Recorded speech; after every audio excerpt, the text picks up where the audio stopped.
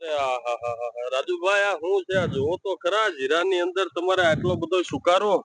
સુકારો આપણે આ બાજુ જો, આ બાજુ.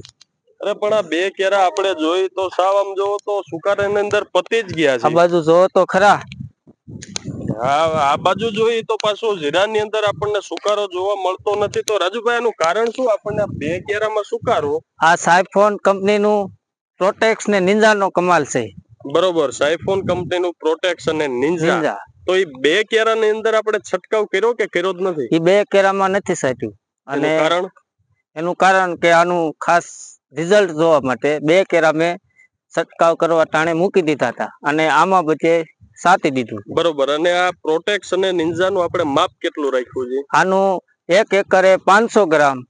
1 એકરે 500 ને વીઘે કેટલા પંપ? 1 વીઘે 4 પંપ કર્યા છે.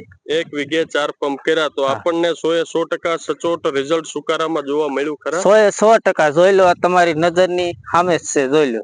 બરોબર, તો ખેડૂત મિત્રો આપણે વિડીયોના માધ્યમથી જોઈ શકીએ કે જ્યાં પ્રોટેક્સ અને નિંજાનો આપણે રાજુભાઈએ છંટકાવ કર્યો તો જ્યાં સુકારો આવી ગયો તો એ ત્યાં સ્ટોપ થઈ ગયો, ત્યાંથી આગળના છોડવામાં ક્યાંય આપણને જોવા મળતો નથી. જ્યારે આ બાજુના બંને ક્યારા જોઈએ તો રાજુભાઈએ રિઝલ્ટ ચેક કરવા માટે આ બે ક્યારાની અંદર પ્રોટેક્સ અને નિંજાનો સ્પ્રે કર્યો નથી.